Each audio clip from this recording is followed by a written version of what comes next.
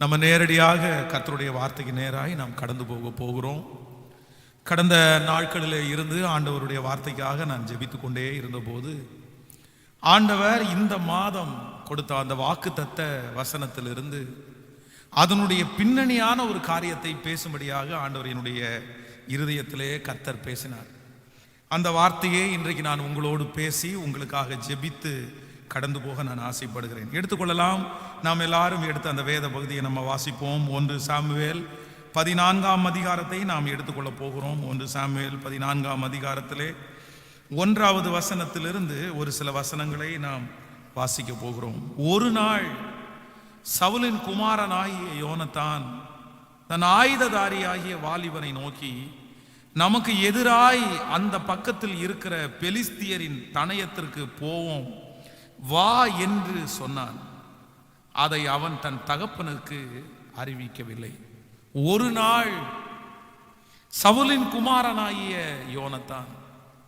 ஆண்டவருடைய பிள்ளைகளே, இந்த இடத்திலே, இந்த வேத பகுதியிலே, இந்த சம்பவத்தின் இடையிலே அநேக காரியங்கள் சொல்லப்பட்டிருக்கலாம்.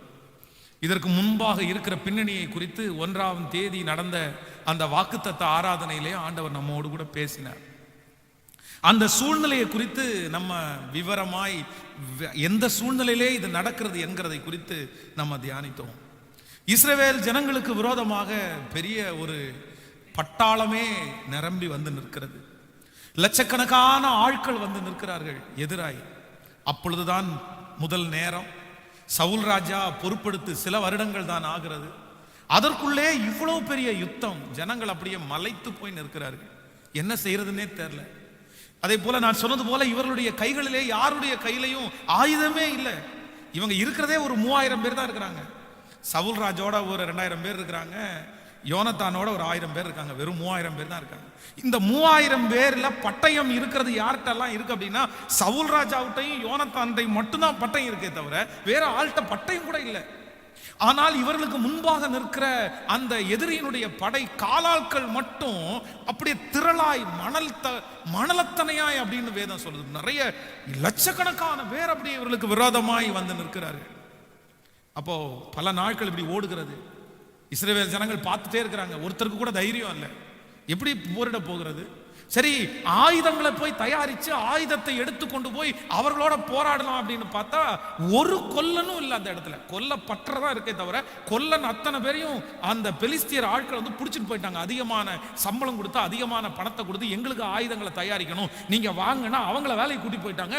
இவங்களுக்கு இப்போ அந்த பட்டயத்தை அடித்து கொடுக்கறது கூட கொல்லன் இல்லை. பட்டயத்தை கூட உருவாக்க முடியாது. ஜனங்கள் பலர் சிதறி போனார்கள். அந்த லட்சக்கணக்கான ஜனங்களை பார்த்த உடனே ஒரு சிலர் போய் குகைகளிலும் மலைகளிலையும் காடுகளிலையும் பல இடங்களிலே ஒளிந்து கொண்டார்கள். கண்டிப்பா இவங்க வருவாங்க, வந்து நம்மளை எல்லாம் பிடிச்சிட்டு போவாங்க, நம்முடைய வீடுகளை எல்லாம் தீக்கிரையாக்குவாங்க அப்படின்ற பயத்துல ஜனங்கள் எல்லாருமே வந்து ஒவ்வொருத்தரா ஒளிய ஆரம்பிச்சிட்டாங்க. இவர்களுடைய சமூகத்திலையும் லட்சக்கணக்கான பேர் இருக்கிறாங்க. ஆனா எல்லாருமே போய் ஒளிஞ்சிட்டாங்க. இப்படி நடந்து கொண்டிருக்கிற அந்த சூழ்நிலையில ஒரு நாள் சவுலின் குமாரனாகிய யோனத்தான் தன் ஆயுததாரியை கூட்டிக் கொண்டு, வாடா நம்ம போலாம், லட்சக்கணக்கான பேர் நின்னா என்ன, நமக்குள்ள இருக்கிறவர் பெரியவர், வா போலாம், பார்த்துக்கலாம், என்ன நடக்குதுன்னு பார்த்துக்கலாம் அப்படின்னு அத்தனை நாட்கள் இருந்த போதிலும் அந்த ஒரு நாள் அவனுக்குள்ள ஒரு மிகப்பெரிய தைரியம் ஒண்ணு வருது. 1-2 பார்த்துடலாம், எது அப்படின்னு பார்த்துடலாம். அந்த ஒரு நாள் தான் மிகவும் விலையேற பெற்ற நாள். நான் நம்புறேன், எப்படி அந்த யோனத்தானுடைய வாழ்க்கையிலே அந்த ஒரு நாள் வந்ததோ, அந்த ஒரு நாள் அவனுக்கு ஒரு மிகப்பெரிய மாற்றத்தை கொடுத்தது. அந்த ஒரு நாள் அவனை தைரியசாலியாய் பார்த்தது. அந்த ஒரு நாள் எதிரியை அடியோடு அழிக்கிற நாளாய் மாறினது. கர்த்தர் அவனுக்காக யுத்தம் பண்ணினார். ஜனங்கள் எல்லாம் தட்டி கொடுத்தாங்க. ராஜாவுடைய பையனுடைய அந்த அவனுடைய எண்ணத்துல இப்படிப்பட்ட ஒண்ணு இருக்கும்னு நம்ம நினைக்கல. இவன் இவ்வளவு பலசாலின்னு நமக்கு தெரியாது இல்ல. இவன் எவ்வளவு பெரிய ஆளு அத்தனை பேருடைய பாராட்டிற்கும் உகந்தவனாய் மாறினான். அந்த ஒரே ஒரு நாள் அவனுடைய வாழ்க்கையை தலைகீழாய் புரட்டி போட்டது. இதுவரையிலும் கிடைக்காத மரியாதை, இதுவரையிலும் கிடைக்காத கனம், இதுவரையிலும் கிடைக்காத புகழ்ச்சி எல்லாமே அவனுக்கு வந்து சேர்ந்தது. அந்த ஒரு நாள் ஆண்டவர் சொல்றாரு, அந்த ஒரு நாள் யோனத்தானுக்கு வந்தது மட்டுமல்ல, யோனத்தானுக்கு மட்டுமல்ல, இந்த செய்தியை கேட்டுக்கொண்டிருக்கிற அத்தனை பேருக்கும் கர்த்தர் சொல்லுகிறார், எல்லாருடைய வாழ்விலையும் அந்த ஒரு நாள் வரும். யோனத்தானுடைய வாழ்க்கையிலே அந்த ஒரு நாள் வருமானால் நான் நம்புகிறேன் இன்றைக்கு இந்த செய்தியை கேட்டுக்கொண்டிருக்கிற உங்க ஒவ்வொருத்தருடைய வாழ்க்கையிலையும் ஒரு நாள் வரும். உன் பிள்ளையினுடைய வாழ்க்கையிலே ஒரு நாள் வரும், ஒரு நாள் வரும். அன்றைக்கு நீங்க இப்படி இருக்க மாட்டீங்க. நீங்க ஒருவேளை இந்த ஜெபத்துல இருக்கிற நிறைய பேர் நீங்கள் சோர்ந்து போகலாம். பாஸ்டர், இனி எங்க வரப்போகுது, இனி எங்க வரப்போகுது? காலம் தாண்டிருச்சு, இனி வராது, இனி வருவதற்கு சாத்தியமே இல்லை. இனி நான் இவ்வளவு வயசானதுக்கு அப்புறமா அந்த நாள் வரப்போகுது, இவ்வளவு இழந்ததுக்கு அப்புறமா அந்த நாள் வரப்போகுது, இவ்வளவு அவமானப்பட்டதுக்கு அப்புறமா அந்த நாள் வரப்போகிறது, இத்தனை பேர் ரிஜெக்ட் பண்ணதுக்கு அப்புறமா எனக்கு வரப்போகுது. இல்லை, ஆண்டவருடைய பிள்ளைகளை நான் நம்புகிறேன், நான் விசுவாசிக்கிறேன். 80 வயதிலே வர முடியுமானால், 90 வயதுல ஒரு மனுஷனுக்கு வர முடியுமானால், இந்த சத்தத்தை கேட்டுக்கொண்டிருக்கிற யாரோ ஒருத்தரிடத்துல கர்த்தர் பேசுகிறார். இல்ல, நீ தான் சொல்லிட்டு இருக்கிற இனி எங்க வரப்போகுதுன்னு சொல்லிட்டு இருக்கிற. ஆனா கர்த்தருடைய கரத்தை பிடிச்சு சொல்றாரு, இல்ல, யோனத்தானுக்கு ஒரு நாள் வருமானால் உனக்கு ஒரு நாள் வரும், உனக்கு ஒரு நாள் வரும். அன்றைக்கு கர்த்தர் உன் எதிரிக்கு முன்பாக உன் தலையை உயர்த்துவார். அன்றைக்கு கர்த்தர் உங்களை அலங்கரிப்பார். கர்த்தர் உங்களை அன்றைக்கு ராஜாவாய் நிறுத்துவார். அன்றைக்கு உங்களுடைய கைகளிலே லட்சக்கணக்கான பணங்கள் கர்த்தர் தருவார். அன்றைக்கு இழந்து போன மரியாதை, இழந்து போன அந்த சகல கிருபையும் கர்த்தர் உனக்கு மீண்டும் தருவார். அந்த அபிஷேகத்தை தருவார். அன்றைக்கு அந்த நாள் வரும்போது சகல சொந்தத்தின் மத்தியிலையும் நீங்கள் ஒரு தனி ஆளாய் நீங்கள் நிற்பீர்கள். அந்த நாள் வரும். அவங்களுக்கெல்லாம் வருதில்ல, அவங்களுக்கெல்லாம் வருதில்ல, தீயவனுக்கு வருது, மோசமானவனுக்கு வந்திருக்க, ஆண்டவரை ஏற்றுக்கொள்ளாத ஒருத்தனுக்கு வந்திருக்க, துன்மார்க்கனான அந்த மனுஷனுக்கு அப்படி ஒரு நாள் வந்திருக்க. அவனுடைய துன்மார்க்கத்தினுடைய பணம் அவனோடு இந்த பூமியில அழிய போகுது. அவனுக்கும் நமக்கும் ஏணி வச்சா கூட எட்டாது. அவனை கம்பேர் பண்ணவே கூடாது. ஒரு தேவனுடைய பிள்ளை ஒரு உலகத்துல இருக்கிற மனுஷன் ஆசீர்வதிக்கப்படுகிறத பார்த்து ஒப்பிட்டே பார்க்க கூடாது. அதான் ஆண்டவர் சொல்றாரு, துன்மார்க்கருடைய ஆஸ்தியை பார்த்து நீ பொறாமப்படாத. அவனை பார்த்து நீ பொறாமப்படக்கூடாது. அவங்களுக்கும் உங்களுக்கும் ஏணி வச்சா எட்டாது. அவர்களுடைய ஐஸ்வர்யம் இந்த உலகத்துல துருப்பிடிக்கும். அவர்களுடைய ஐஸ்வர்யம் இந்த உலகத்துல ஒன்றுமில்லாமல் போகும். ஆனா ஆண்டவருடைய பிள்ளையே, நீயும் நானும் அப்படிப்பட்டவர்கள் அல்ல. இந்த உலகத்திலே ஐஸ்வர்யம் மற்றவர்களா இருந்தாலும் பரலோகம் நமக்காக இருக்கிறது. கைவேலையில்லால் கட்டப்பட்ட வீடு. இங்க கண்ணை மூடனா அங்க போய் கண்ணை திறப்போம். அங்க நடக்கிறது தங்கத்துல நடப்போம். அங்கே நமக்காக சகலமும் ஆயத்தப்பட்டிருக்கிறது. சோ அதனால இந்த வாழ்க்கையில அவன் உயர்றான் அப்படின்றதுக்காக ஆண்டவருடைய பிள்ளைகள் வருத்தப்படக்கூடாது.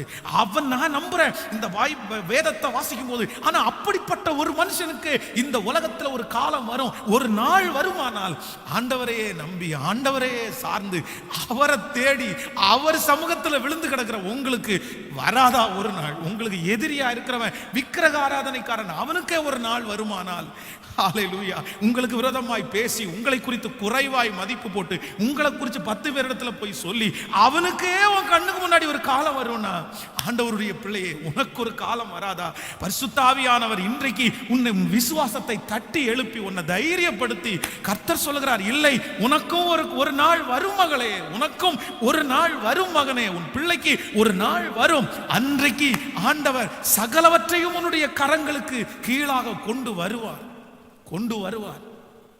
அந்த ஒரு நாள் வரும்போது பாத்தீங்க அப்படின்னா எல்லாமே அப்படியே ஆயத்தமாய் எல்லாமே நடக்கும், நடந்துட்டே இருக்கும். அப்படியே காரியங்கள் எல்லாம் கைகூடி வர்றதை நீங்க பாப்பீங்க.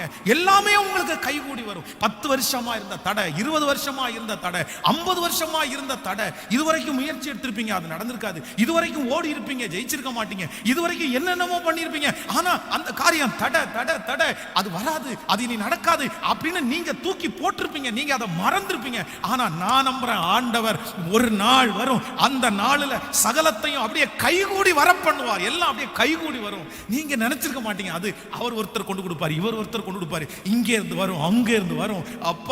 அப்பதான் நீங்க நினைப்பீங்க, இவங்க இத்தனை நாள் எங்க இருந்தாங்க? இத்தனை நாள் எங்க போயிருச்சு? இத்தனை நாள் தேடி தேடி கிடைக்கலையே.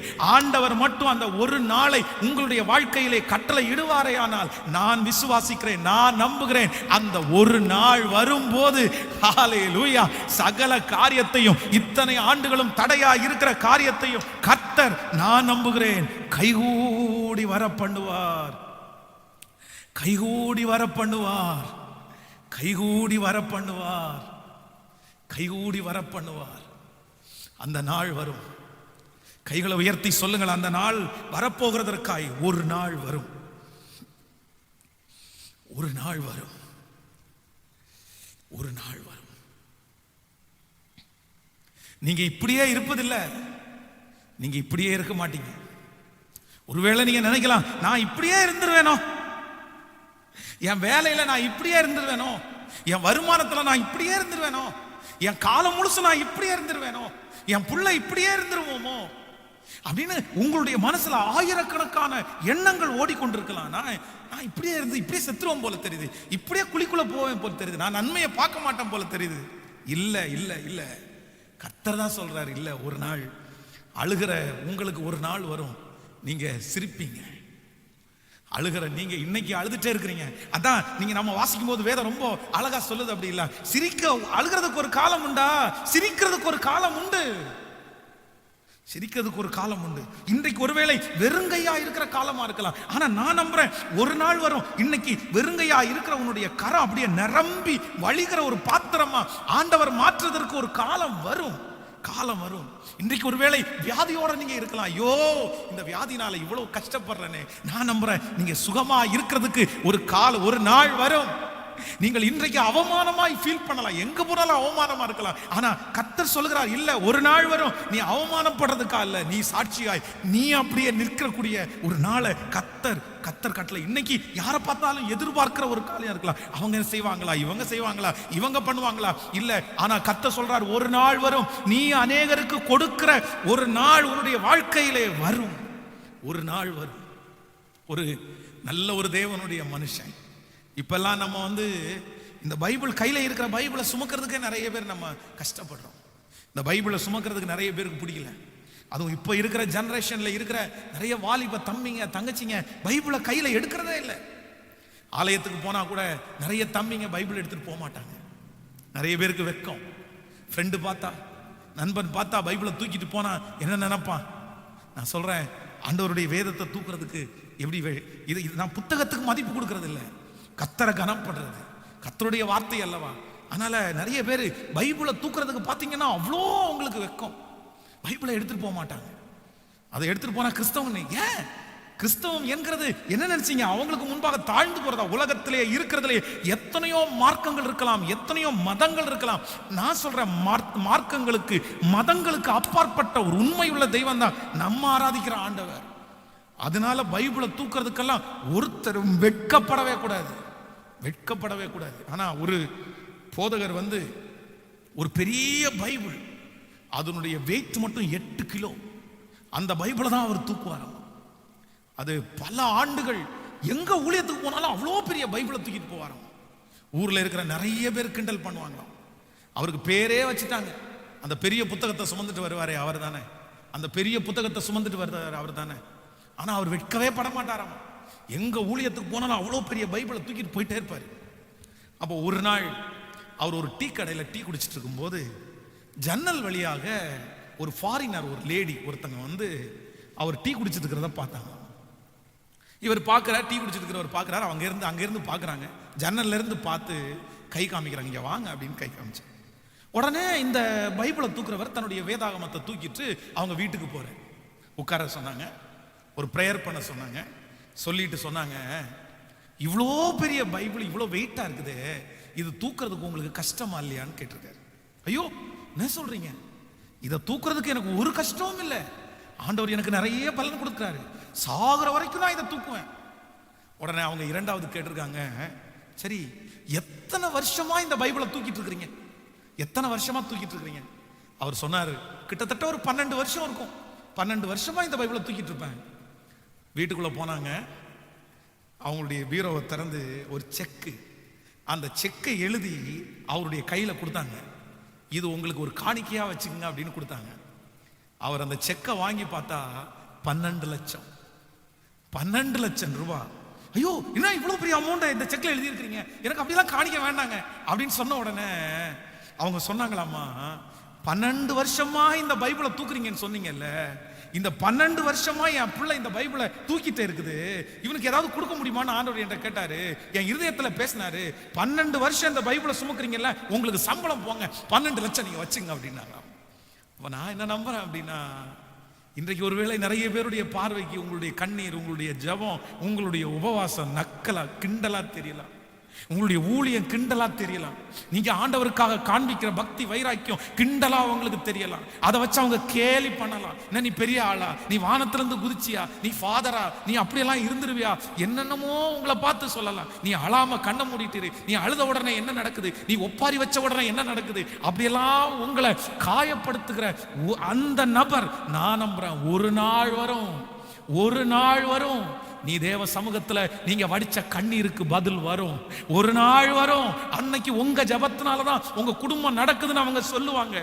ஒரு நாள் வரும், நீங்க அத்தனை நாட்களும் பட்ட பாடுகள் பக்தி வைராக்கியத்திற்கு நான் சொல்றேன், ஆண்டவரே உங்களை கனப்படுத்தி ரிவார்டு கொடுத்து, இத்தனை வருஷம் எனக்காக இப்படி செய்தியே, நான் உனக்காக பண்ணுவேன்னு கர்த்தர் சொல்லுகிற ஒரு நாள் வரும்னு நான் நம்புறேன். விசுவாசிக்கிறவங்க கரங்களை உயர்த்தி ஒரு ஹல்லேலூயா சொல்லு.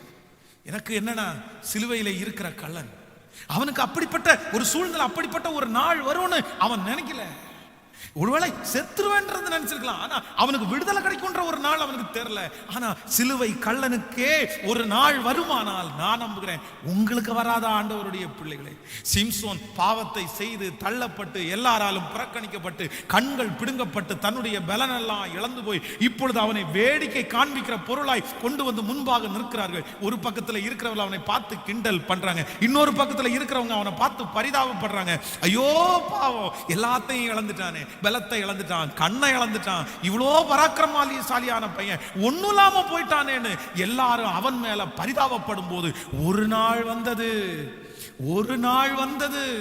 அந்த நாள் இழந்து போன அந்த பலத்தை திரும்பவும் ஆண்டவர் கொடுத்து, அந்த அபிஷேகத்தை திரும்பவும் ஆண்டவர் கொடுத்து, அந்த பரிசுத்தாவியானவர் திரும்பவும் அவன் மேல எழும்பி, அந்த அவன் உயிரோடு இருந்த நாட்களிலே கொடுத்த ரட்சிப்பை விட மரிக்கும் போது அவ்வளவு பெரிய ரட்சிப்பு அவனால் உண்டாகுமே. ஆனால் இன்றைக்கு இந்த சத்தத்தை கேட்கிற ஆண்டவருடைய பிள்ளையே, உனக்கு ஒரு நாள் வரும், உன் கால்களை ஸ்திரப்படுத்த தள்ளாடுகிற முழங்கால்களை பலப்படுத்துகிற ஒரு நாள், ஓஹோ ஹல்லேலூயா, வரும் என்று பரிசுத்தாவியானவர் சொல்லுகிறார். வரும் என்று ஒரு நாள் வரும்.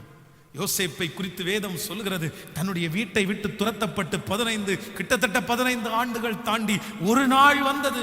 அந்த நாள் வருவதற்கு முன்பாக வர அவனுக்கு நிறைய முடிகள் எல்லாம் வளர்ந்து, தாடி வளர்ந்து, அசிங்கமாகி, சின்ன வயசுலேயே ஒரு நாள் அவன் போத்திபாருடைய வீட்டிலே இருக்கும் போது அவனை பார்த்து ஆசைப்படுகிற அளவுக்கு அவன் இருந்தான். ஐயோ, அவனை பார்த்து கண் போடுற அளவுக்கு இருந்தான், அழகா இருந்தான், எல்லாருடைய பார்வைக்கு நல்லவனா தெரிஞ்சான். அவனுடைய தகப்பனார் வீட்டிலே இருக்கும்போது பலவர்ண அங்கியை போட்டு அழகு பார்த்து இதுவரைக்கும் அழகு அழகு அழகு அழகுன்னு கேள்விப்பட்ட அவன் இப்பொழுது அவன் சிறைச்சாலையிலே அடிமையினுடைய வஸ்திரம் அவனுக்கு கொடுக்கப்பட்டு சிறைச்சாலையிலே தள்ளப்பட்டு அழகு இல்லை, அழகு போயிருச்சு, எல்லாமே நிறைய தன்னுடைய முடியெல்லாம் வளர்ந்து அசிங்கமா இருக்கும் போது திடீரென்று ஒரு நாள் யாருக்கும் தெரியாமல் ஒரு கூட்டம் உள்ள வந்து அவனை பிடிச்சு கொண்டு போய் அவனை குளிக்க வச்சு அவனுக்கு தலையெல்லாம் நல்லா கட் பண்ணி அவனுடைய தாடியெல்லாம் நல்லா அடிச்சு திரும்பவும் அந்த அழகுபடுத்தி ராஜாவுக்கு முன்பாய் கொண்டு போய் நிற்க வைக்கிறதற்கு ஒரு நாள் வருமானால் நான் நம்புகிறேன். இன்றைக்கு சிறைச்சாலை போல அனுபவத்தில் இருக்கிற ஆண்டவருடைய பிள்ளையே, ஒரு காலத்திலே நன்றாய் வாழ்ந்து, ஒரு காலத்திலே செல்வமாய் வாழ்ந்து, ஒரு காலத்திலே அநேகம் பேர் உன்னை போற்றி, உன்னை மதித்து, உன்னை கனப்படுத்தி, உன்னை குறித்து பெருமையாய் பேசி, ஆனால் இப்பொழுது இருக்கிற சூழ்நிலை உனக்கு மிகவும் மோசமானதாய் தள்ளப்பட்டு, ஐயோ, யாருக்கும் தெரியாமல் அடைந்து மறைந்து எப்படி சிறைச்சாலையிலே ஒடுக்கப்படுகிறையோ அப்படி ஒடுக்கப்பட்டு உன்னுடைய அழகெல்லாம் உங்களை விட்டு போய், திறமைகளெல்லாம் உங்களை விட்டு போய், இனி எழும்புவேன் என்கிற நம்பிக்கை உங்களை விட்டு போய் 4 செவத்துக்குள்ள அடங்கி கிடக்கிறது போல உன்னுடைய இருதயத்தை அடக்கி வைத்துக் கொண்டிருக்கிற கர்த்தருடைய பிள்ளையே, யோசேப்புக்கு அவனை கிளீன் பண்ணி அழகுபடுத்தி ராஜாவுக்கு முன்பாக நிற்க வைக்கிறதுக்கு ஒரு நாள் வருமானால், என்னுடைய ஆண்டவர் உண்மை உள்ளவராய் இருப்பாரே ஆனால், இந்த வார்த்தை உனக்கு தீர்க்க தரிசனமாய் வருகிறது. உன்னையும் அப்படி மறுபடியும் ஆண்டவர் ஒரு நாள் நிறுத்துவேன் என்று கர்த்தர் வாக்கு கொடுக்கிறார். உன்னை வெளியரங்கமாய் கொண்டு வருவார். மறைந்து கிடக்கிற உன்னை வெளியரங்கமாய் கொண்டு வருவார். உன்னை கர்த்தர் திரும்பவும் அந்த அழகை கொடுப்பார். இழந்து போன அந்த வஸ்திரத்திற்கு மேலான வஸ்திரத்தை கர்த்தர் தருவார். கனத்த ஆண்டவர் திரும்ப தருவார். ஓ ஹல்லேலூயா. நீ ராஜாக்களுக்கு முன்பாக மறுபடியும் நிற்கிற ஒரு நாள் வரும். உன்னுடைய கைகளிலே பொறுப்புகள் கொடுக்கப்படுகிற ஒரு நாள் வரும். ஹல்லேலூயா. பொறுப்புகள் கொடுக்கப்படுகிற நாள் வரும். அன்றைக்கு உன்னை விட படித்தவர்களும், உன்னை விட ஞானிகளும், உன்னை விட பெரிய பெரிய ஆட்களும் உன் கண்களுக்கு முன்பாக நிற்கும் போது அந்த ஆசீர்வாதம் அவர்களுடைய கையை விட்டு தாண்டி தேவ பிள்ளையாகிய உன்னுடைய கரத்திலே வரும். அப்பொழுது நிறைய பேர் இவனுக்கு கொடுக்க வேண்டாம் என்று நினைத்தால் கூட எதிர்த்து பேச முடியாத அளவிற்கு கர்த்தர் ராஜாக்களுடைய கண்களில் தயவு கிடைக்க பண்ணி உன்னை அங்கே அலங்காரமான கிரீடமாய் மாற்றி அந்த ஆசீர்வாதத்தை உனக்கு தர கர்த்தர் வல்லவர். அப்படிப்பட்ட ஒரு நாள் சீக்கிரமாய் வரும்.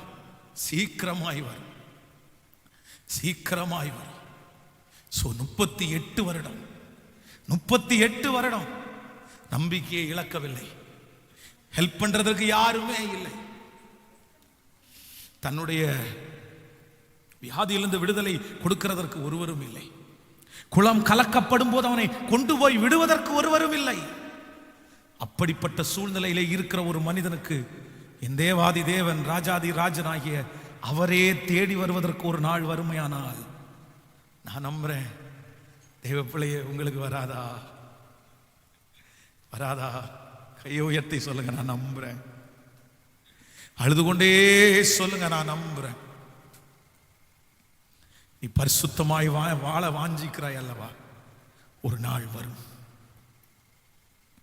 ரத்தல சந்தனோரோப ஒரு நாள் வரும். சொல்லுங்க, ஆண்டவருக்கு நன்றி சொல்லுங்க. கையை உயர்த்தி நான் நம்புறேன்னு. நான் நம்புறேன். எத்தனை பேர் வீடுகள் இருந்து கேட்குறீங்க, எத்தனை பேர் எங்கிருந்து கேட்குறீங்கன்னு தெரியல. இருக்கிற இடம் எதுவா இருந்தாலும் அதை குறித்து கவலைப்படாமல் நீங்க கையை உயர்த்துறதுக்கு விடுதலை இருந்தா உயர்த்தி, அழுகிறதுக்கு விடுதலை இருந்தா அழுது கர்த்தர் சமூகத்துல சொல்லுங்க, ஆண்டவரே நான் நம்புறேன். பிள்ளைக்காக ஜெபித்துக் கொண்டிருப்பீர்களோ, கணவனுக்காக ஜெபிப்பீர்களோ, மனைவிக்காக ஜெபிப்பீர்களோ, ஊழியத்திற்காக ஜெபிப்பீர்களோ, நீங்கள் எதற்காக முயற்சி எடுத்துக் கொண்டிருக்கிறீர்கள் எனக்கு தெரியாது. ஆனால் உங்களுடைய கரங்கள் உயர்த்தப்பட்டு, ஆண்டவரே ஒரு நாள் வரும். ஹல்லேலூயா, ஹல்லேலூயா. சவுலின் குமாரனாகிய யோனத்தானுக்கு ஒரு நாள் வருமானா, இதோ இந்த சத்தத்தை கேட்டுக்கொண்டிருக்கிற உனக்கு ஒரு நாள் வரும் என்று சொன்ன தேவனை பார்த்து கையை உயர்த்தி, ஆண்டவரே நான் நம்புறேன். ஒரு நாள் வரும், நம்புறேன். ஹல்லேலூயா. கைகளை உயர்த்தி ஒரு ஹல்லேலூயா சொல்லுங்க. இந்த வார்த்தைகள் எல்லாம் நான் தியானித்துக் கொண்டிருக்கும் போது ஆண்டவர் அந்த நாள் எப்போ வரும்? அந்த நாள் வருவதற்காக ஒரு தேவனுடைய பிள்ளை எதெல்லாம் நீங்க தாண்டி வரணும்? ஆண்டவர் நினைக்கிற, ஆண்டவர் கனப்படுத்துகிற, ஆண்டவர் உயர்த்துகிற ஒரு நாள் வரும் இல்ல?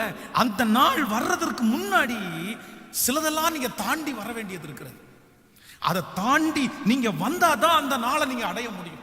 ஆனா சிலர் என்ன பண்ணுவாங்கன்னா, அந்த மாதிரி ஒரு சூழ்நிலைக்குள்ள ஆண்டவர் நடத்தும் போது அந்த சூழ்நிலையில இருக்க முடியாம அவங்க அந்த நாளை அவங்க அடைய முடியாம போகுது. ஸோ அதை குறித்து ஒரு 3 காரியங்களை இதெல்லாம் தாண்டி வாங்க. அந்த நாள் உங்களுக்காக காத்துட்டு இருக்கு. ஒருவேளை இந்த சிச்சுவேஷன்ல கர்த்தர் உங்களை நடத்துறாருன்னா கூட நீங்க இதை தாண்டி வந்துருங்க. ஆண்டவர் அந்த நாளை சீக்கிரம் கொடுத்துருவார் என்கிற ஒரு தலைப்பிலே 3 காரியங்களை உங்களோடு பேசி உங்களுக்காக ஜெபிக்க போகிறேன். முதலாவதாக நம்பர் 1, முதலாவதாக ஒரு வசனத்தை நம்ம வாசிக்க போகிறோம். ஒரு தேவனுடைய பிள்ளை எதை நீங்கள் தாண்டி வந்தால் அந்த நாள் வரும் அப்படின்றத நம்ம தியானிக்க போறோம். எடுத்து வாசிக்கலாமா? எடுத்துக்கொள்ளலாம். எஸ்தரின் புஸ்தகம் 6ஆம் அதிகாரம் 1வது வசனத்திலிருந்து நம்ம வாசிக்க போகிறோம். அந்த ராத்திரியிலே ராஜாவுக்கு நித்திரை வராதபடியினால் கால வர்த்தமானங்கள் எழுதியிருக்கிற நடபடி புஸ்தகத்தை கொண்டு வர சொன்னான். அது ராஜ சமூகத்தில் வாசிக்கப்பட்டது. அப்பொழுது வாசற் காவலர்களில் ராஜாவின் 2 பிரதானிகளாகிய பித்தனாவும் தேரேசும் ராஜாவாகிய அகாசுவேரின் மேல் கை போட பார்த்த செய்தியை மொர்தெகாய் அறிவித்தான் என்று எழுதியிருக்கிறது வாசிக்கப்பட்டது. அப்பொழுது ராஜா, இதற்காக மொர்தெகாய்க்கு கனமும் மேன்மையும் செய்யப்பட்டதா என்று கேட்டார். அதற்கு ராஜாவை சேவிக்கிற ஊழியக்காரர், அவனுக்கு ஒன்றும் செய்யப்படவில்லை என்று சொன்னார்கள். ஆமான் தன் செய்த தூக்கு மரத்திலே மொர்தெகாயை தூக்கி போட வேண்டும் என்று ராஜாவினிடத்தில் பேசும்படி ராஜா அரண்மனையின் வெளி முற்றத்திலே வந்திருந்தான். அப்பொழுது ராஜா முற்றத்தில் இருந்து யார் என்று கேட்டார். நன்றாய் கவனிங்கள் ஆண்டவருடைய பிள்ளைகளே, இந்த சம்பவத்தை நான் விளக்கி சொல்கிறேன். அப்படின்னா அந்த ஒரு நாள் இந்த மொர்தெகாய் என்கிற ஒரு தேவனுடைய பிள்ளைக்கு ஒரு நாள் வந்தது. இவன் ஒரு சாதாரணமான ஒரு கேட் வாட்ச்மேனா இருக்கிறான். அந்த கேட்டை திறந்து விடுறது, யார் வந்தாலும் அவர்களுக்கு வணக்கம் போடுறது, இப்படி சாதாரணமா இருந்த இந்த மொர்தெகாய்க்கு திடீரென்று ஒரு நாள் வந்தது. அன்றைக்கு அந்த திடீரென்று அந்த ஒரு நாள் வரும்போது அவன் எல்லாருக்கும் முன்பாகவும் கனப்படுத்தப்பட்டான். வேதம் சொல்லுகிறது, அந்த அகாசுவேரு ராஜா வந்து ராஜாவை இவனை கூப்பிடுறாரு, ஆமானை கூப்பிடுறாரு. அவனுக்கு உயர்ந்த வஸ்திரத்தை கொடுக்க சொல்றாரு. அவனுடைய மோதிரத்தை அவனுக்காக கலட்டி போடுறாரு. அவனை குதிரையின் மேல ஏறி உட்கார சொல்லி எல்லாரும் தெண்டலிட்டு பணிங்க அப்படின்னு சொல்றாரு. அதுவும் சாதாரணமான ஆசீர்வாதம் அல்ல. எவன் இவனுக்காக தூக்கு மரத்தை நாட்டினானோ, இந்த மொர்தெகாய் வந்து அவன் மேல பொறாமைப்பட்டு ஆமான் என்கிறவன் தனக்கு இருக்கிற அதிகாரத்தின்படி இந்த மொர்தெகாயை தூக்கிலிடணும்னு நினைக்கிறான். இன்னும் சொல்ல போனா பைபிள் சொல்லுது, மொர்தெகாயின் பேரில் மட்டும் கை போடுவது அவனுக்கு அற்ப காரியமா இருந்துச்சாமா. அப்படின்னா ஒரு சாதாரணமான ஒரு மனுஷனா கூட மொர்தெகாயை வந்து ஆமான் மதிக்கவே இல்லை. துச்சமா எடை போட்டான். ஒன்ன மட்டும் கொல்லக்கூடாதுடா, உன் வம்சத்தில் இருக்கிற அத்தனை பேரும் கொல்லணும். நீ என்ன ஒரு சின்ன பையன் அப்படின்ற அளவுக்கு அவனை ரொம்ப தரைக்குறவாய் மட்டமாய் பார்த்தான் ஆமான். அதனால யார்கிட்டயுமே போய் சொல்லாம 50 முழம் தூக்கு மரம் அப்படின்னா எல்லாருக்கும் தெரியணும் அவன் தூக்குல தொங்குறது. அவனை அவமானப்படுத்தணும்னு ஆமான் ஒரு பெரிய திட்டம் போடுகிறான். ஆனா எந்த நாளிலே ஆமான் மொர்தெகாயை தூக்குல போடணும்னு அவன் நியமிச்சிருந்தானோ, ஆனா காரியம் மாறுதலாம் முடிஞ்சு அந்த நாள் சகல ஜனத்திற்கு முன்பாகவும் இவனை பணிங்கன்னு ஆமானே சொல்ற அளவிற்கு அந்த ஒரு நாளை ஆண்டவர் கட்டளையிட்டார். அந்த ஒரு நாள் வந்தது. அப்போ நான் நம்பினேன், அந்த நாள் வர்றதற்கு இந்த மொர்தெகாய்ட்ட என்ன இருந்துச்சு? அப்படிப்பட்ட ஒரு நாள் வரும்னு அவன் நினைக்கவே இல்லை. அப்படிப்பட்ட ஒரு நாள் வரும்ன்றதற்காக அவன் எதையுமே செய்யவே இல்லை. அவனுடைய கனவுல கூட அப்படிப்பட்ட ஒரு நாளை நினைக்கல. ஆனா அந்த நாள் வந்துருச்சு. அவ்வளவு பெரிய சந்தோஷம். நான் நம்புறேன், அந்த காரியத்தை அந்த ஒரு நாள் அவனுடைய வாழ்க்கையிலே வருவதற்கு நான் அறிந்து கொண்ட சத்தியம் என்னன்னா, புறக்கணிப்புகளை தாண்டி வந்தான். நம்பர் 1, முதலாவதாக புறக்கணிப்புகளை தாண்டி வா, அந்த ஒரு நாள் வந்துடும். எப்படின்னா இந்த இடத்துல வேதம் சொல்கிறது, ஏற்கனவே ராஜாவுடைய பிரதானிகளிலே 2 பேர் அகாசுவேரு ராஜாவை கொல்றதற்காக பிளான் போடுறாங்க. பிரதானிகள்ல 2 பேர். பொதுவாக வந்து ஒரு இடத்துல வேலை பார்க்குறோம் அப்படின்னு சொன்னா நம்ம வந்து சாதாரணமான வேலை செய்வோம்னு வைங்களேன். இதுக்கு முன்னாடி பெரிய போஸ்ட்ல இருக்கிறவங்க ஏதாவது மெயின் ஆஃபீஸுக்கு விரோதமா ஏதாவது ஒன்று பண்ணாங்கன்னு வைங்களேன், அப்போ நம்ம நிறைய பேர் கண்டும் காணாம தான் அது போகணும் அப்படின்னு சொல்லுவாங்க. ஏன்னா இவங்க இருக்கிறவங்க பெரிய ஆட்கள். இந்த பெரிய ஆட்கள் இந்த ஓனருக்கு விரோதமாய் பண்ற துரோகத்தை அவ்வளவு சீக்கிரமா ஓனர்கிட்ட நம்ம எடுத்துக்கொண்டு போக முடியாது. அப்படி ஒருவேளை எடுத்துக்கொண்டு போகும்போது நம்முடைய ஓனரே தப்பா நினைச்சிட்டார் அப்படின்னா இவங்க 2 பேரும் கண்டிப்பா நம்மளை கொல்றது கூட சூழ்நிலை வந்துடும். நமக்கு விரோதமாய் அவர்கள் எழும்பி விடுவார்கள். இப்படிப்பட்ட பயம் வேலை செய்கிற எல்லாருக்குமே இருக்கும். இப்படிப்பட்ட ஒரு சூழ்நிலையில தான் இந்த மொர்தெகாய் இருக்கிறாரு. அவங்க 2 பேரும் திட்டம் போடுறாங்க, பிளான் பண்றாங்க. ராஜாவை கொல்லணும்ன்ற செய்தியை தன்னுடைய உயிரே போனாலும் பரவாயில்லன்னு சொல்லி, அவன் என்னென்ன சூழ்நிலை நடந்துச்சுன்னு நமக்கு தெரியல. ஒரு ராஜாவை காப்பாத்துறது அப்படின்றது அவ்வளவு சுலபமானது அல்ல. அவங்க 2 பேரும் பிளான் போடுறது சும்மா எல்லாருக்கும் தெரிஞ்சது மாதிரி பிளான் எல்லாம் போட மாட்டாங்க.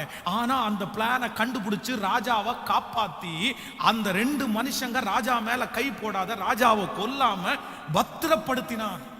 அது கரெக்டா யார் பத்திரப்படுத்தினா யார் கொல்ல வந்தா எல்லாத்தையுமே புஸ்தகத்துல எழுதிட்டாங்க.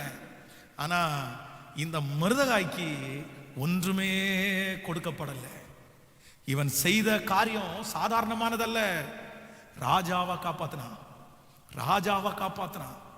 சாதாரணமான ஒரு மனுஷன் இல்லைன்னா ஒரு சிப்பாய், அங்கே இருக்கிற ஒரு தலைவன், யாராவது ஒருத்தர் இப்படி ராஜாவை காப்பாத்தி இருந்தா அவனுக்கு எவ்வளவு பெரிய கனம் கிடைச்சிருக்கும், எவ்வளோ பெரிய பரிசு கொடுத்துருப்பாங்க, அவனுக்கு எவ்வளோ பெரிய போஸ்ட் கிடைச்சிருக்கும்.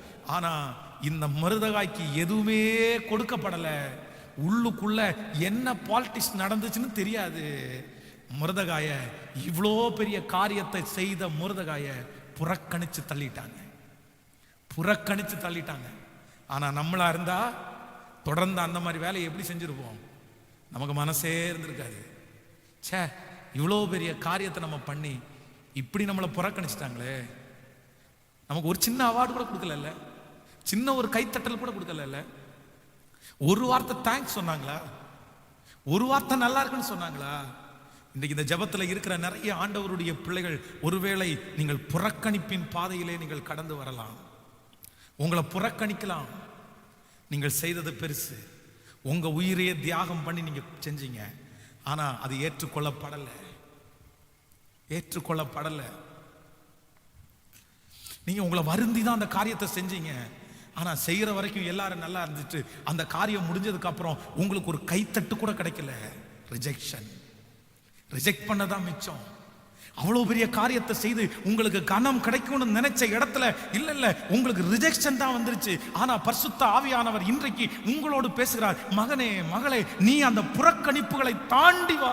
மருதகாய்க்கு ஒரு நாள் வரும், அவனை கனப்படுத்தினது போல ஆண்டவர் சொல்லுகிறார், இந்த புறக்கணிப்புகளை தாண்டி வா. உன்னையும் அவர்களுக்கு முன்பாய் பெரிய அளவிலே, அன்றைக்கு ஒருவேளை மருதகாய்க்கு கனம் கொடுத்திருந்தால் சின்ன கனமாய் இருந்திருக்கும், அவனுக்கு பதவி கொடுத்திருந்தால் சின்ன பதவியா இருந்திருக்கும். ஆனா ஆண்டவர் காலதாமதம் பண்ணி புறக்கணிப்புகளை தாண்டி வந்ததற்கு பிறகு கர்த்தர் அவனுக்கு கொடுத்த உயர்வு அங்கே இருக்கிற ஒரு மனுஷனுக்கும் கிடைக்காத அளவுக்கு உயர்வை கொடுத்தது உண்மையானால், இந்த சத்தியத்தை கேட்டுக்கொண்டிருக்கிற யாரோ ஒருத்தரை பார்த்து கர்த்தர் ஆணித்தரமாய் சொல்லுகிறார், இதை தீர்க்க தரிசனமாய் எழுதி வைத்துக் கொள்ளுங்கள். ஆண்டவர் வெகு சீக்கிரத்திலே இந்த புறக்கணிப்புகளை தாண்டி வா. மகளே, உன்னை நேசிக்க வேண்டியவர்கள், மகனே, உன்னை நேசிக்க வேண்டியவர்கள் புறக்கணிக்கிறார்கள் அல்லவா? உனக்குள்ளே அத்தனை திறமைகள் இருந்து உன்னை புறக்கணிக்கிறார்கள் அல்லவா? ஓ, நீதான் அதை செய்தாய் என்று தெரிந்த போதிலும் உன்னை புறக்கணிக்கிறார்கள் அல்லவா? உன்னுடைய கணவன், உன்னை என்கரேஜ் பண்ண வேண்டிய கணவன், உன்னை என்கரேஜ் பண்ண வேண்டிய மனைவி, உங்களை தட்டி கொடுக்க வேண்டிய தாய் தகப்பன், உங்களை தட்டி கொடுக்க வேண்டிய பிள்ளைகள் எந்த இடத்திலே கனப்படுத்தப்பட வேண்டுமோ, எந்த நபர் கனப்படுத்த வேண்டுமோ அவர்களே உங்களை புறக்கணிக்கிறார்களா? கர்த்தராகிய ஆண்டவர் இன்றைக்கு சொல்லுகிறார், இல்லை, ஒரு நாள் வரும், இந்த புறக்கணிப்பில் சோர்ந்து போகாத, இந்த புறக்கணிப்பில் செய்ய வேண்டிய வேலையை செய்யாம இருந்தாத. ஒரு நாள் வரும், அன்றைக்கு கர்த்தர் உன்னை அவர்களுக்கு முன்பாக நீ பெரிய அளவில் கர்த்தர் உன்னை உயர்த்துவார். அவர்கள் மதிக்கிற அளவிற்கு, அவர்கள் கைத்தற்ற அளவுக்கு அவர்களை ஸ்டிக் பண்ணி நீ உங்களை கனப்படுத்த, உங்களை கையெடுக்க, உங்களை வணங்க, இல்லையென்றால் உங்களை மரியாதை கொடுக்க முடியாத என்று சொல்லுகிறவர்கள், மரியாதை கொடுக்க மாட்டேன்னு சொல்றவங்களை கூட மரியாதை கொடுக்க வைக்கிறது மாதிரி ஒரு உயர்வை என் ராஜாதி ராஜா உங்களுக்கு தர்றதற்கு வல்லவரா இருக்கிறாரு. நம்புறீங்களா? கைய மேல உயர்த்தி எஸ்லோ. புறக்கணிப்புகளை தாண்டி வா. புறக்கணிப்பு பரிசுத்தவான்களுக்கு பழக்கமானதுதான். புறக்கணிப்பு பரிசுத்தவான்களுக்கு புதுசு இல்லை. எல்லா பரிசுத்தவான்களும் புறக்கணிப்புகளை தாண்டி வந்தவர்கள் தான். அவ்வளவு திறமை இருந்தும் சிங்கத்தினுடைய வாயை கிழித்து போட்டதுக்கு பிற்பாடும், அதற்கு பிறகு சவால் விட்டு கொண்டிருக்கிற கோலியாத்தி என்கிற மிகப்பெரிய அரக்கனை கொன்று வீழ்த்தி அவனுடைய தலையை கையிலே எடுத்துக்கொண்டு வந்த போதிலும், அங்கே இருக்கிற ஸ்திரீகள் தாவீது கொன்றது 15,000 என்று முழக்கமிட்ட போதிலும், அவனுடைய பலத்தையோ, அவனுடைய திறமையோ, அவனுடைய தைரியத்தையோ, அவனுடைய ஜப வாழ்க்கையோ, ஆண்டவர் மேல அவன் வச்சிருக்கிற பக்தியையோ ஏற்றுக்கொள்றதற்கு யாருமே இல்லை. எல்லாருமே புறக்கணிச்சாங்க. ராஜா புறக்கணிக்கப்பட்டார். அவ்வளவு டேலண்ட் இருக்கிற ஒரு மனுஷன் புறக்கணிக்கப்பட்டான். இன்றைக்கு தாவீதை போல யாரோ ஒருத்தர் இந்த சத்தியத்தை கேட்டுக்கொண்டிருக்கலாம். என்ன புறக்கணிக்கிறதுக்கு என்ன பாஸ்டர்? எனக்கு ஒண்ணுமே இல்லையா? நான் ஒன்றும் சம்பாதிக்கலையா? நான் ஒன்றும் உழைச்சி கொண்டு வரலையா? நான் என் வீட்டை நல்லா பார்த்துக்கலையா? நான் என் கையில் கொடுத்துருக்கிற வேலையை அவ்வளோ கிளியரா செய்யலையா? அப்புறம் ஏன் பாஸ்டர் என்ன புறக்கணிக்கிறாங்க? ஒண்ணுமே இல்லாத ஒருத்தனை புறக்கணிக்கிறாங்கன்னா பரவாயில்ல, எனக்கு இத்தனை டேலண்ட் இருந்தும், எனக்கு இத்தனை காரியங்கள் இருந்தும் என்னையே புறக்கணிக்கிறாங்கன்னு நினைக்கிறீங்களா? இதே பாதையில தான் தாவீது கடந்து வந்தான். அவ்வளவும் இருக்குது. பராக்கிரமசாலிக்கு பராக்கிரமசாலி, தைரியசாலிக்கு தைரியசாலி, ஜப வீரனுக்கு ஜப வீரன், இசைக்கருவியில வாசிக்கிறதுல தேர்னவனுக்கு இசைக்கருவியில வாசிக்கிற தேர்னவன். அவன்கிட்ட இல்லாத டேலண்ட் எதுவுமே இல்லை. ஆனா அத்தனை டேலண்டுகள் இருந்தும் புறக்கணிக்கப்பட்டானே. ஆனா ஒரு நாள் வந்தது, திடீரென்று ஒரு நாள் வந்தது, புறக்கணிப்புகளை தாண்டி விட்டான். புறக்கணிப்புல சோர்ந்து போகவே இல்லை. நான் இவ்வளோ டேலண்ட் உள்ள என்னை புறக்கணிச்சாங்களேன்னு சொல்லி வீம்பு பண்ணல. இவ்வளவு டேலண்ட் உள்ள என்ன இப்படி புறக்கணிச்சிட்டாங்க, அவன் முன்னாடி வாழ்ந்து காட்டுவேன்னு சுயத்தினால முடிவெல்லாம் எடுக்கல. கோபம்லாம் வரல, எரிச்சலெல்லாம் வரல, உடனே அவசரப்பட்டு ஒரு முடிவெல்லாம் எடுக்கல. எல்லாத்தையும் பொறுத்து கொண்டான், எல்லாத்தையும் சகித்து கொண்டான். திடீரென்று ஒரு நாள் ஆண்டவர் அவனை ஹல்லேலூயா நினைப்பதற்கும் வேண்டுவதற்கும் அதிகமாய் செய்கிறவர் அல்லவா, அவனை சகல ஜனங்களுக்கு முன்பாகவும் கர்த்தர் ராஜாவாய் கர்த்தர் கொண்டு வந்து நிறுத்தினார். உனக்கு நடக்கும் தேவ பிள்ளையே, உங்களுக்கு நடக்கும் தேவ பிள்ளையே, புறக்கணிக்கிற உங்களை கர்த்தர் தடுத்துன்னு, அது புறக்கணிக்கிற உங்களை கர்த்தர் தைரியப்படுத்துகிறார். அப்போஸ்தலனாகிய பவுல் ரட்சிக்கப்படுவதற்கு முன்பாக பெரிய பணக்காரன், ரட்சிக்கப்படுவதற்கு முன்பாக ஒரு மிகப்பெரிய தைரியம் உள்ள ஒரு படை வீரன். ஆனால் ரட்சிக்கப்பட்டதற்கு பிறகு சில நேரத்தில் அவனை புறக்கணித்தார்கள். துடைத்து போகிற அழுக்க போல புறக்கணிச்சாங்க. ஆனால் அவன் அதில் எல்லாம் சோர்ந்து போகவே இல்லை. அதனால தான் இன்றைக்கு நமக்கு முன்பாக ஒரு மிகப்பெரிய அப்போஸ்தலராய் நின்று கொண்டிருக்கிறார். ஹல்லேலூயா. ஒரு நாள் வரும். எப்போ ஒரு நாள் வரும் அப்படின்னா, புறக்கணிப்புகளை தாண்டி வருகிற உங்களுக்கு, புறக்கணிப்புகளை தாண்டி வருகிற உங்களுக்கு ஒரு நாள் வரும். கைகளை மேல உயர்த்தி, நம்புறவங்க கையை மேல உயர்த்தி நான் நம்புற ஆண்டவரேன்னு சொல்லுங்க. நம்புற ஆண்டவரேன்னு சொல்லுங்க. முழு பலத்தோட சொல்லுங்க, நான் நம்புற ஆண்டவருடைய பிள்ளைகளை. இன்றைக்கு இந்த பலிபீடத்தில் நிற்கும் போது ஆண்டவருக்கு நான் ரொம்ப நன்றி சொல்றேன். இன்னைக்கு தமிழ்நாட்டில், இந்தியாவில், இன்னும் சொல்ல போனால் பல நாடுகளில் என்னை ஏற்றுக்கொள்வதற்கென்று ஆண்டவர் நிறைய நண்பர்களையும் நிறைய சொந்தங்களையும் கர்த்தர் தந்திருக்கிறார். நான் யாருன்னே தெரியாது, என் படிப்பு தெரியாது, ஆனால் ஏற்றுக்கொள்றதுக்கு நிறைய சொந்தங்களை தந்திருக்கிறார். அவங்க நிறைய பேர் என்னை விட சமுதாயத்தில் ரொம்ப மதிப்புக்குரியவர்கள். அவங்க நிறைய பேர் என்னை ஏற்றுக்கொள்ளுகிறார்கள்.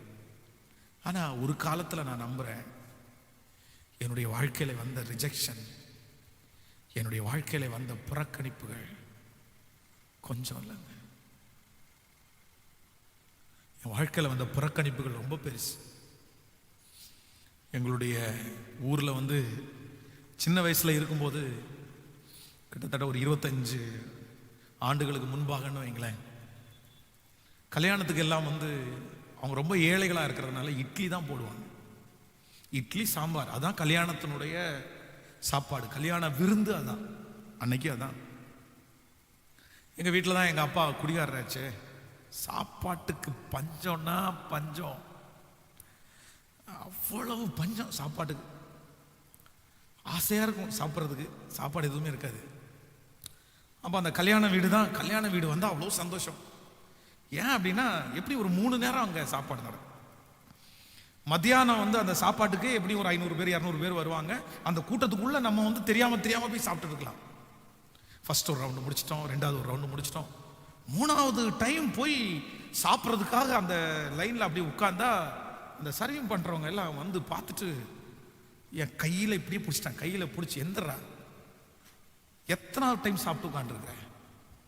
ஒரு டைம் சாப்பிட்டா விட்டோம், 2வது டைம் சாப்பிட்டா விட்டோம், 3வது டைமும் உட்காந்து இந்த பந்தியில் சாப்பிட்டீங்க, உங்களுக்கு வயிறெல்லாம் அப்படின்னு சொல்லி ரொம்ப திட்டி அந்த பந்தியிலிருந்து எங்களை எழுப்பி விட்டு, இதுக்கு மேலே வந்தீங்கன்னா அடிச்சு விடுவோம் அப்படின்னு சொல்லி துரத்தின நாளெல்லாம் நினச்சி பார்க்குறேன். சே, ஆனால் இன்றைக்கு ஆண்டவர் எத்தனை பேரை வேண்டுமென்றாலும் போஷிக்கிற அளவுக்கு எங்களை வச்சுட்டாரு. ஆண்டவர் எத்தனை வேண்டும் என்னாலும் கொடுக்கிறார். அவர் நல்லவர். நான் நான் நம்புறேன் அந்த ரிஜெக்ஷன் எல்லாம் மாறுறதற்கு ஒரு நாள் இந்த ஜெபத்தில் இருக்கிற யாரோ ஒருத்தர் இடத்துல ஆண்டவர் பேசிட்டே இருக்கிறாரு. ஒரு நாள் வரும். அந்த நாள் எப்போ அப்படின்னா, உன்னுடைய புறக்கணிப்புகளை தாண்டி வா. சோர்ந்து போகாத ஆண்டவருடைய பிள்ளையே, இது நமக்கு மட்டும் இல்ல, இது உங்களுக்கு மட்டும் இல்ல. இந்த புறக்கணிப்பு என்கிறது எனக்கு மட்டும் இல்ல. ஆண்டவராகிய இயேசு கிறிஸ்துவையே புறக்கணிச்சிட்டாங்க. அவரை புறக்கணிக்கிறதுக்கு என்ன இருக்கு?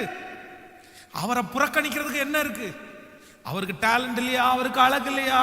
அவர் கெட்டவராய் சகலமும் இருந்தும் அவரையே புறக்கணிச்சாங்கன்னா, உங்களை புறக்கணிக்க மாட்டாங்க, என்ன புறக்கணிக்க மாட்டாங்க. நான் சொல்றேன், புறக்கணிக்கப்படுவது தீமைக்கு அல்ல, புறக்கணிக்கப்படுவது அவமானம் அல்ல.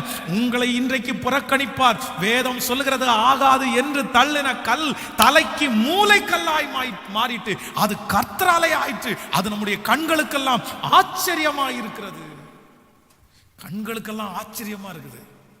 சோ புறக்கணிக்கப்படுகிறதை நினைச்சு ஆண்டவருடைய பிள்ளைங்க கவலைப்படவே கூடாது. புறக்கணிக்கப்படுறது நல்லதுதான், புறக்கணிக்கப்படுவது நல்லதுதான். கர்த்தர் ஒரு நாள், ஆண்டவர் ஒரு நாள் அவங்களுக்கு முன்பாக உங்களை நிறுத்துவதற்காகத்தான் கர்த்தர் அப்படிப்பட்ட சூழ்நிலையில உங்களை நடத்துறார். நம்பர் 2, ஆதியாகமம் 18வது அதிகாரம் 2வது வசனம். வேகமாக எடுத்துக்கொள்ளலாம். ஆதியாகமம் 18வது அதிகாரத்திலே 2வது வசனத்தை நம்ம வாசிக்க போகிறோம். 18ஆம் அதிகாரம் 2வது வசனம். தன் கண்களை ஏறெடுத்து பார்க்கும்போது இதோ 3 புருஷர்கள் அவன் எதிரே நின்றார்கள். அவர்களை கண்டவுடனே அவன் கூடார வாசலில் இருந்து அவர்களுக்கு எதிர்கொண்டு ஓடி தரை மட்டும் குனிந்து. இன்னொரு வசனத்தை வாசிக்கலாம் நாம், 6வது வசனத்தை. அப்பொழுது ஆபிரகாம் தீவிரமாய் கூடாரத்தில் சாராவிடத்துக்கு போய், நீ சீக்கிரமாய் 3 படி மெல்லிய மாவை எடுத்து பிசைந்து அப்பம் சுடு என்றார். ஆபிரகாம் மாட்டு மந்தைக்கு ஓடி ஒரு நல்ல இளங்காளையை வேலைக்காரன் கையிலே கொடுத்தான். அவன் அதை சீக்கிரத்தில் சமைத்தான். நீங்க இந்த ஆபிரகாமை பார்க்கிறதற்காக, சோதோம் குமார பட்டணத்தை அழிப்பதற்காக 3 தூதர்கள் வருகிறார்கள். ஆனால் நான் செய்ய போகிறதை ஆபிரகாமுக்கு மறைப்பேனோ அப்படின்னு சொல்லி ஆண்டவர் அந்த 3 தூதர்களையும் முதலாவதாக ஆபிரகாமிடத்திலே அனுப்புகிறார். அவர்கள் ஆபிரகாமிடத்திலே வருகிறார்கள். வந்து பேசி, நாங்க தங்கல, நாங்க போறோம்ன்றாங்க. ஆனா வருந்தி அழைக்கிறார். இந்த அதிகாரத்தில் நீங்க வாட்சி பார்க்கும் போது, இந்த ஆபிரகாம் மத்தியான வேளையிலே களைத்து போய் இருக்கிற வேளையில இவங்க 3 பேரை பார்த்த உடனே பாத்தீங்கன்னா, அவன் அவனுடைய ஆக்டிவிட்டிஸ், அதான் நான் ஒரு செய்தியில கூட கொடுத்தேன். இந்த ஆபிரகாமுக்கும் லோத்தும், ஆபிரகாமும் 3 தூதர்களை சந்திக்கிறான், லோத்தும் 3 தூதர்களை சந்திக்கிறான். ஆனா ஆபிரகாம் 3 தூதர்களை சந்திக்கும் போது அவனுடைய ஆக்டிவிட்டிஸுக்கும் லோத்து அந்த 3 தூதர்களை சந்திக்கும் போது இருக்கிற ஆக்டிவிட்டிஸுக்கும் நிறைய வித்தியாசம் இருக்குது. நீங்க டைம் இருக்குன்னா அந்த ஆபிரகாமை சந்திக்கிறதையும் லோத்தை சந்திக்கிறதையும் நீங்க ஒப்பிட்டு பார்த்து வீட்டில் அதை படித்து பாருங்க, அப்ப தெரியும். இந்த ஆபிரகாம் அவ்வளவு களைப்பின் மத்தியிலே, அவ்வளவு சோகத்தின் மத்தியிலே அந்த தூதர்களை பார்த்த உடனே நீங்க இந்த இடத்துல வாசிக்க முடியும், அவன் தரை மட்டும், அவன் ஓடி, அவன் தீவிரமாய், அவன் சீக்கிரமாய், அவன் சீக்கிரத்தில் சமைத்து கொடுத்தான் அப்படின்னு ஓடி, அப்படியே ஸ்பீடா. அப்போ திடீரென்று அந்த தேவனுடைய மனுஷங்க சொல்றாங்க, அந்த ஒரு நாள் சாராளை கூப்பிட்டு, இல்ல உனக்கு ஒரு அற்புதம் நடக்கும். இத்தனை நாட்களும் குழந்தை இல்லாம நீ கஷ்டப்படுற, உனக்கு ஒரு பிள்ளையை கர்த்தர் தருவார். இனியா அவள் நகைத்தாள். இதை கேட்கும் போது அவளுக்கு ரொம்ப காமெடியா இருக்குது. என்ன சொல்லிட்டு இருக்கிறீங்க? எனக்கு கர்ப்பம் செத்து போச்சு, இனி எனக்கு குழந்தை பிறக்குமா? அந்த ஒரு நாள் வரும்னு எதிர்பார்த்திருந்த நாளெல்லாம் போயிடுச்சு, இனி வராது. இனி அந்த நாள் வர்றதற்கு, இனி அந்த நாள் அப்படி வந்தாலும் அதை செய்யறதுக்கு என் சரீரத்துல பலன் இல்லை. அந்த நாள் வராது. ஒருவேளை சாராளை போல ஒரு இருதயத்தோடு யாரோ ஒருத்தர் சத்தியத்தை கேட்கலாம். இனி அந்த நாள் எங்க பாஸ்டர் வரப்போகுது? இனி நான் கட்டையில போனதுக்கு அப்புறம் தான் அந்த நாள் வரும், இனி செத்தாதான் அந்த நாள் வரும் அப்படின்னு நீங்க சொல்லலாம். இல்ல, சாராளுக்கு ஒரு நாள் வந்துச்சு.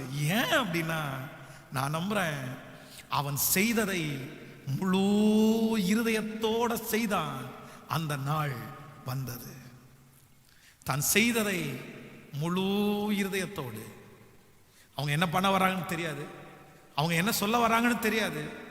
அவங்கள ரிஜெக்ட் பண்ணியிருக்கலாம், அவங்கள சாதாரணமாக அவன் ட்ரீட் பண்ணியிருக்கலாம்.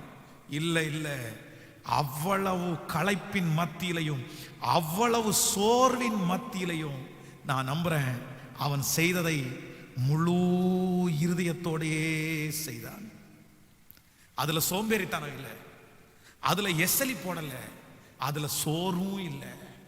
நான் நம்புறேன் ஆண்டவர் உங்களை ஒரு இடத்துல வச்சிருக்கிறாரா, ஆண்டவர் ஒரு பொறுப்பை உங்க கையில கொடுத்துருக்கிறாரா, அதை ஏத்துக்கிறதுக்கு யாருமே இல்லையா? எந்த சூழ்நிலை வந்தாலும் உங்களுக்கு அந்த ஒரு நாள் வரணும்னு நினைச்சீங்கன்னா உங்க கையில கொடுக்கிற எல்லாவற்றையும் ஃபுல் ஆட்டடா செய்யுங்க, முழு இருதயத்தோட செய்யுங்க. அறகுறையா செய்யாதீங்க, மனுஷனுக்காக செய்யாதீங்க. இவனுக்கு இவ்வளவு போதும், இவளுக்கு இவ்வளவு போதும் அப்படின்னு நினைக்காதீங்க. பர்ஃபெக்ட ஆண்டவர் ஃபுல் ஹார்ட்டை ரொம்ப விரும்புறாரு. அது ஒருவரா இருக்கலாம், 1,00,000 பேரா இருக்கலாம், 1,00,00,000 பேரா இருக்கலாம். எதை செஞ்சாலும் ஆண்டவருடைய பிள்ளைகள். அதான் நீங்கள் எதை செய்தாலும் மனிதனுக்கென்று செய்யாமல் தேவனுக்கென்று. கர்த்தர் பார்க்கிறார், கர்த்தர் விசாரிக்கிறார். ஆண்டவருக்கு தெரியும் இதுல ஆண்டவர் மார்க் போடுவாரு, இதுல ஆண்டவர் எழுதி வச்சிருக்குவார்ன்ற எண்ணம் உங்க மண்டையில இருக்கணும். உங்களுக்கு தெரியணும், அந்த மனுஷன் மார்க் போட்டா நம்ம நல்லா செய்வோம், மனுஷன் அதை குறித்து பெருமையா பேசினா நல்லா செய்வோம். ஆனா நம்ம வேற எதுக்கு செய்ய மாட்டோம். இல்ல, எல்லாவற்றையும் மனுஷன் பார்க்கிறார்களோ இல்லையோ, மேனேஜர் பார்க்கிறார்களோ இல்லையோ, வீட்டு வேலை செய்யறவங்க பார்க்கிறாங்களோ இல்லையோ, கணவனார் பார்க்கிறாரோ இல்லையோ, நான் சொல்றேன் நீங்க செய்கிறது அத்தனையும் கர்த்தர் பார்க்கிறார். யோசேப்பை குறித்து வேதம் சொல்லுகிறது, அந்த வீட்டில் அவ்வளவு பெரிய பிரச்சனை வந்ததற்கு பிற்பாடும் அவன் செய்கிறதுல அவன் ஒரு குறையும் வைக்கல. போத்திபாருடைய வீட்டிலே இருக்கும் போதும் அவன் செய்கிறது எல்லாத்தையும் முழு இருதயத்தோடு தான் செய்தான். அவனை அங்கிருந்து சிறைச்சாலையில போட்ட போதும் என்ன நம்முடைய வாழ்க்கை இப்படியே விரக்தியாவே போயிருச்சு, இப்படியே நமக்கு செஞ்சதுக்கெல்லாம் சம்பளம் கிடைக்கலையே, நம்ம செஞ்சதுக்கெல்லாம் பணம் கொடுக்கலையே, நம்மளை இவ்வளவு கஷ்டப்படுத்துறாங்களே, செஞ்சு என்னத்தை கண்டோம், செஞ்சதுனால ஏதாவது லாபம் இருக்கா, நம்ம திட்டு தான் வாங்குறோம், நமக்கு சிறைச்சாலை தான் வந்துருச்சு, இங்கேயாவது ஒன்றும் செய்ய வேண்டாம்னு நினைக்கல. சிறைச்சாலையில போயும் நேர்த்தியாய் செய்ததுனால சிறைச்சாலையினுடைய அந்த தலைவனுடைய கண்கள்ல அவனுக்கு கிருபை கிடைச்சிச்சுல்ல. அது மட்டுமல்ல, ராஜாவுக்கு முன்பாக போய் நிற்கும் போதும் இந்த வேலையை என்னால் செய்ய முடியாதுன்னு சொல்லல. அது எவ்வளவு கடினமா இருந்தாலும் செய்வதை முழு இருதயத்தோட செய்ததுனால தான் அந்த நாள் வந்துருச்சு. இன்றைக்கு ஆண்டவர் இந்த ஜெபத்தில் இருக்கிறோன்ற பேசுகிறார். நம்பர் 2, அந்த நாள் சீக்கிரமாய் வரும். நீங்க செய்யறத பர்ஃபெக்டா செஞ்சுட்டே இருங்க. அதை பார்க்குறாங்களோ பார்க்கலையோ செய்யறாங்க, எதை குறிச்சும் கவலைப்படாதீங்க. உங்கள்கிட்ட இருக்கிறதுல பெஸ்ட். உங்களால முடியாததை செய்ய சொல்லல, உங்களால முடியாததற்காக கவலைப்படவும் சொல்லல. உங்களால எது முடியுமோ அதை நேர்த்தியாய் முழு இருதயத்தோட செய்யுங்க. நிச்சயமா சொல்றேன், ஆண்டவர் உங்களை அந்த ஒரு நாளுக்கு நேராய் நடத்த வல்லவராக இருக்கிறார். கைகளை உயர்த்தி ஒரு ஹல்லேலூயா சொல்லும். நம்பர் 3, 3வது, அந்த நாள் எப்பொழுது வரும், அந்த நாள் வருவதற்கு என்ன செய்ய வேண்டும்? மார்க் எழுதின சுவிசேஷம் 5ஆம் அதிகாரம் 25வது வசனத்தை கூட வாசித்து நம்ம இந்த ஆராதனையை முடிக்க போகிறோம். ஸ்தோத்திரம். மார்க் எழுதின சுவிசேஷம் எல்லாரும் எடுத்துக்கொள்ளலாம். மார்க் எழுதின சுவிசேஷம் 5ஆம் அதிகாரத்திலே 5ஆம் அதிகாரம் 25வது வசனத்தை நம்ம வாசிக்க போறோம். 25வது வசனம்.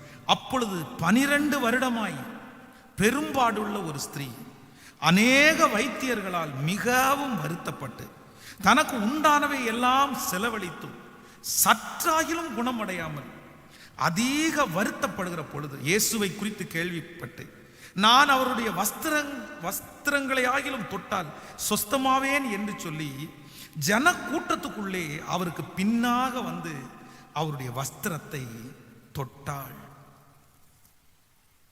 ஆண்டவருடைய பிள்ளைகளே, இந்த பெரும்பாடுள்ள ஸ்திரீக்கு ஒரு நாள் வந்துருச்சு. அது 5ஆம் அதிகாரம் 25வது வசனம். 12 வருஷமாய் பெரும்பாடு. வேதம் சொல்கிறது, அநேக வைத்தியர்களால் மருத்துவம் பார்த்து பணத்தை எல்லாம் செலவு பண்ணி உடம்ப கஷ்டப்படுத்துறது தான் மிச்சம். ஆனா நோ யூஸ். பெண்களுக்கு இருக்கிற வியாதியிலே மிக கொடுமையான வியாதி அந்த வியாதி. அந்த வியாதி வந்தால் சரீரம் பலவீனப்படும், வெலத்து போகும், உடம்புல இருக்கிற ரத்தமெல்லாம் வெளியே போகும். நடுக்கம் உண்டாகும், பயம் உண்டாகும், தூக்கம் குறைஞ்சிரும். நம்முடைய உயிர் வந்து ரத்தத்துல தான் இருக்குன்னு சொல்லுதில்ல. ஸோ அந்த ரத்தம் நம்முடைய உடம்புல இருந்து குறையும் போது உயிருக்கே ஆபத்தாகிற அளவுக்கு நம்ம சிக்காயிடும். எழும்பி கூட நிற்க முடியாது, தளர்வா இருக்கும், பல கொடுமை. இது ஒரு கொடுமையான ஒரு வியாதி. ஆனா இந்த கொடுமையான வியாதி அந்த அம்மாவுக்கு இருக்குது. ஆனா இந்த வியாதிக்காக அவர்கள் கிட்டத்தட்ட 12 வருடமாய் போராடி கொண்டிருக்கிறார்கள்.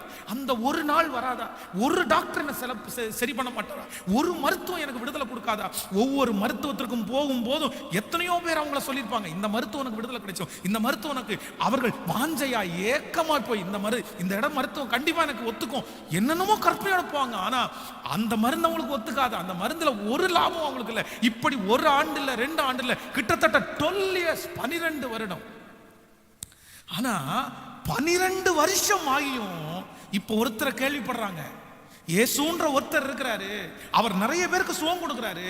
அவரை தொட்டா அவர் உன்னை சுகப்படுத்தணும்னு நினைச்சா சுகப்படுத்திடுவார்னு சொன்ன உடனே இவங்களுக்குள்ள ஒரு மனசு வருது, அவருடைய வஸ்திரத்தை ஆகிலும் தொட்டால் நான் சுகப்படுவேன். சோ அந்த ஒரு நாளுக்காக, அந்த ஒரு நாள் அந்த அம்மாவுக்கு கிடைக்கிறதுக்கு காரணம் நான் நம்புறேன் காத்திருப்பு.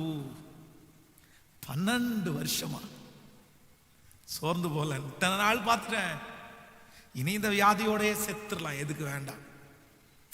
இவ்வளவு பேர் எனக்கு விடுதலை கொடுக்க முடியல, அவரையா விடுதலை கொடுக்க போறாரு. இனி எங்க நான் எதுக்கு ஜெபம் பண்றேன், நான் எதுக்கு பைபிள் வாசிக்கிறேன், நான் எதுக்கு உபவாசம் போறேன், நான் எதுக்கு 2 வருஷம் ஜெபம் பண்ணி, 1 வருஷம் ஜெபம் பண்ணி, 6 மாசம் ஜெபம் பண்ணி, 3 நாள் ஜெபம் பண்ணிட்டு நிறைய பேர் சோர்ந்து போய் காத்திருக்கிறதே இல்லை. கர்த்தருக்கு காத்திருக்கிறவர்கள் புது பலன் அடைவார்கள். காத்திருக்கிறவர்களுக்கு பதில் வரும். உடைய காத்திருப்பு வீணா போகாது. ஆண்டவர் பேசுறாரு, அந்த ஒரு நாள் வருவதற்காக உங்களை கஷ்டப்படுத்துறத நினைக்காதீங்க. ஆண்டவருடைய பிள்ளையே, வெயிட். இந்த அற்புதம் நடக்கும்னு அவங்க காத்திருந்ததுனாலதான் இப்ப அந்த காத்திருப்பு என்ன பண்ணுது தெரியுமா? அங்க திரளான ஜனங்கள் அவரை சுற்றி சூழ்ந்திருக்கிறாங்க. ஒரு பலவீனப்பட்ட சரீரம், ஒரு பலவீனப்பட்ட பாண்டம் அந்த கூட்டத்துக்குள்ள போறதுன்றது அவ்வளவு சுலபமானது அல்ல. தொட்டாலே விழுந்துருவோம், அவ்வளவு வீக். அவளை யாரும் கூட்டிட்டு போறதுக்கும் இல்லை. ஏன்னா அந்த நாட்கள்ல அவங்கள பார்த்தாலே தீட்டுன்னு ஒதுக்கி போட்டுருவாங்க. ஐயோ வேண்டாம், தீட்டுன்னு சொல்லி ஒதுக்கி போட்டுருவாங்க. பக்கத்துல வரமாட்டாங்க. யார்கிட்ட சொல்ல முடியும்? யார் ஹெல்ப் பண்ணுவா? யாரும் வீட்டில் கூட ஏற்ற மாட்டாங்க. தனிமை. மருத்துவமனைக்கு போனாலும் தனிமை, எங்க போனாலும் தனிமை. ஆனா அவ்வளோ பிரச்சனைகள் தன்னை சுற்றி இருக்கிறது. இயேசுவோடு கூட இருக்கிறவங்கள அநேகம் பேர் ஆண்கள் தான் பின்னாக போய் கொண்டிருக்கிறார்கள். இத்தனை பேரையும் தாண்டி போய் அந்த வஸ்திரத்தை தொடர்றது சுலபம் அல்ல. அன்பு தேவ மக்களே, கர்த்தரை தொடர்றது அவ்வளவு சுலபம் இல்ல. 2 நிமிஷம் ஜெபம் பண்ணிட்டு ஆண்டவரை தொட முடியாது. 2 செகண்ட்ல ஆண்டவரை தொட்ட முடியாது. சில பிரச்சனைகளை தாண்டி போகணும். சில இடத்துல தனிமையா தான் போகணும். சில இடத்துல ரொம்ப நேரம் அதற்காக பிரயாசப்படணும். அந்த வாஞ்ச உள்ளத்துல இருக்கிறதுனால அந்த தடை எதையுமே அந்த அம்மா பார்க்கவே இல்லை. ஆண்டவரை ஈஸியா தொற்ற முடியாது, ஆண்டவரை சுலபமா தொற்ற முடியாது. அதுக்கு நிறைய நேரம் காத்திருக்கணும். ஆனா அநேக ஆண்டவருடைய பிள்ளைங்க என்ன நினைக்கிறாங்கன்னா, சீக்கிரத்துல போய் தொட்டுட்டு வந்துடலான்னு நினைக்கிறாங்க. அவர் எருசலேமை ஸ்திரப்படுத்தி அதை புகழ்ச்சியாக்கும் வரைக்கும் அவரை அமர்ந்திருக்க விடாதிருங்கள். எழும்புங்க ஆண்டவரே, எழும்பி நில்லுங்க ஆண்டவரே. வார்த்தைகளால் அவரை கவர்ந்து, பேசி கவர்ந்து, முழங்காலிட்டு, அழுது, கெஞ்சி அவரை உங்க பக்கத்துல இழுத்து, நான் சொல்ற உடனே ஒரு நாள் அவருடைய வஸ்திரத்திலிருந்து வல்லமை புறப்பட்டது.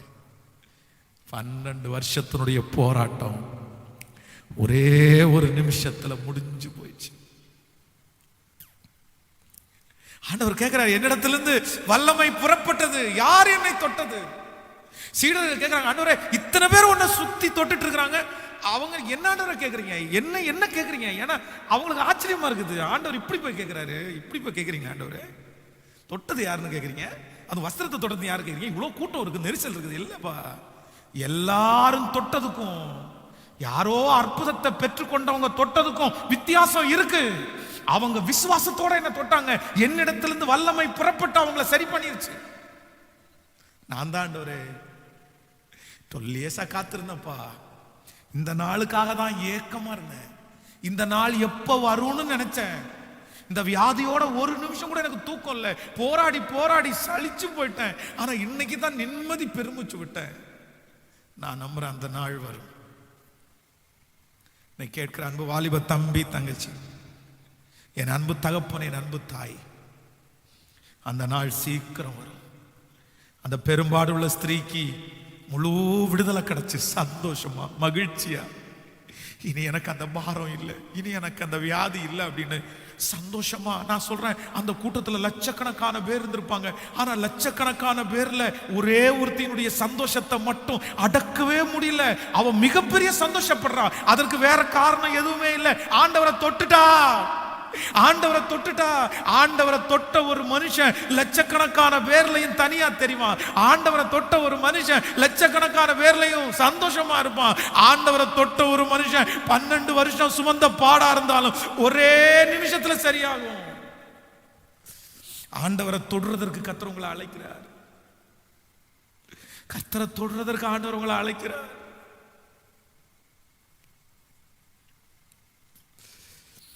கர்த்தரை தொடுறதுக்குன்னு ஒரு நாள் அழைக்கிறார். ஹல்லேலூயா. இந்த செய்தியை தயவு செய்து உங்களுடைய ஃப்ரெண்ட் சர்க்கிள் இருக்கிற எல்லாருக்குமே ஃபார்வர்ட் பண்ணுங்க. இந்த செய்தியை கேட்க சொல்லுங்க. உடைஞ்சு போன உள்ளங்களை கேட்க சொல்லுங்க. இது நிறைய பேர் ஆறுதல் படுத்தும்னு நினைக்கிறேன். ஒரு 10 பேருக்காவது நீங்க சொல்லுங்க இந்த செய்தியை கேட்குறது. அந்த நாள் சீக்கிரம் வரப்போகுது. 12 வருடத்தினுடைய பாடுகள் முடிகிற நேரம் வந்துருச்சு. 38 வருடமாய் வாழ்க்கையிலே பட்ட சோதனைகளுக்கு முடிவு வந்துருச்சு. அந்த நாள் சீக்கிரம் வரப்போகுது. சிலருக்கு இந்த மாதத்திலேயே வரப்போகிறது. வீணாகாது.